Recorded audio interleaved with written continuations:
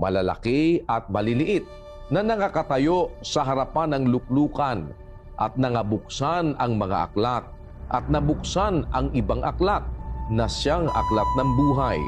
At ang mga patay ay hinatulan ayon sa mga bagay na nasusulat sa mga aklat ayon sa kanilang mga gawa.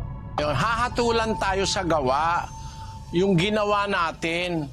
Hindi tayo hahatulan sa ginawa ng iba para sa atin. Kasi napakasama mong tao pagkatapos ngayon, lahat ng mga tao halimbawa magpamisa, manalangin. Mababago pa ba yun? Nakasulat yung gawa mo araw-araw.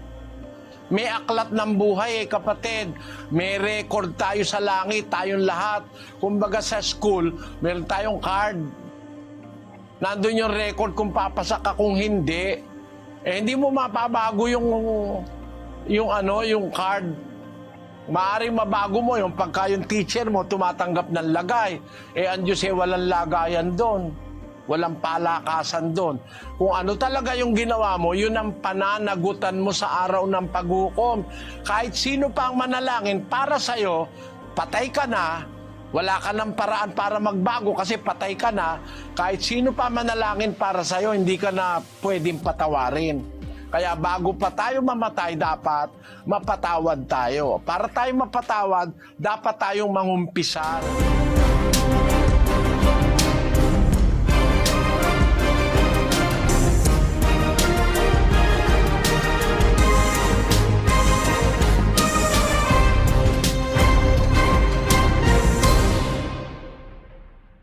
Sama natin ang kapatid na Eli Soriano. Kapatid na Eli, magandang araw po sa inyo.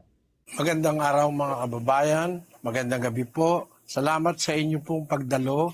Una ay nagpapauna kami na ito po ay Bible exposition. Ibig sabihin ng ating intensyon ay maipahayag, maitanyag, maibulgar, mai-expose in English what really is in the Bible.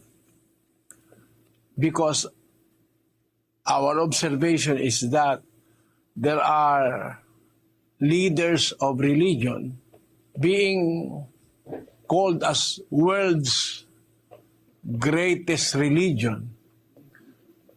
But in spite of the fact that they are pretending to be using the Bible as the sole basis of their faith, they come short of what the Bible says. Ang kanila pong ginagawa, hindi ipinangangaral ang talagang buong Biblia. Ang ipinangangaral, yung gusto nilang kuhanin, yung gusto nilang ipangaral. Dahil doon sa observation namin na yon, ay aming nabuo ang konsepto nitong Bible exposition. We will expose the content of the Bible, refuted to be the source of God's Word. Ang Biblia po ang kinasusulatan ng mga salita ng Diyos na ibig ng Diyos na makarating sa mga tao.